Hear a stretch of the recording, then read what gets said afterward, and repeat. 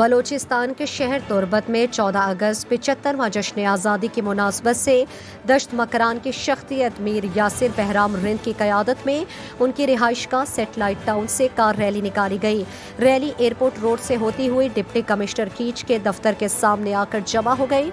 Deputy commissioner कीच major retired Bashir Ahmad बड़ीच भी rally के शौरका के साथ घुल मिल गए।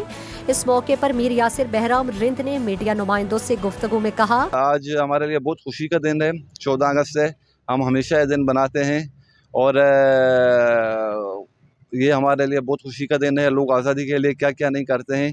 अल्लाह का शुक्र है हमें ऐसे एक आज़ाद मुल्क मिला है और हम हर चीज़ पे आज़ाद हैं और अभी अल्हम्दुलिल्लाह काम भी सही तरीके से हो रहे हैं। ये नया हुकूमत आया है और अभी बहुत 4-5 साल हुआ है इनको, लेकिन काम भी इन्होंने बहुत किए हैं। पहले हमारे इलाके में इतना काम नहीं हुआ था, अभी बहुत काम भी हुए हैं।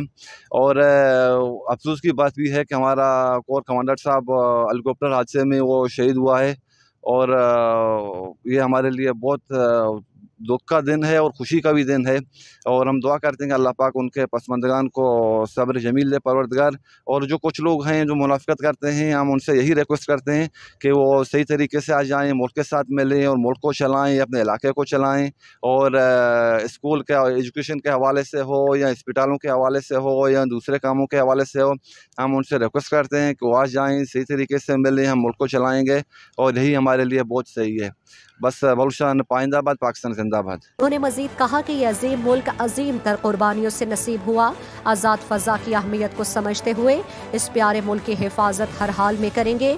अल्लाह ताला हमारे वतन अजीज को ता क़यामत सलामत रखे। मज़ीद दिलचस्प मालूमात और खबरों से आगाह होने के लिए Gedrosia point Facebook page, Instagram, Twitter को फॉलो और यूट्यूब चैनल को सब्सक्राइब करें।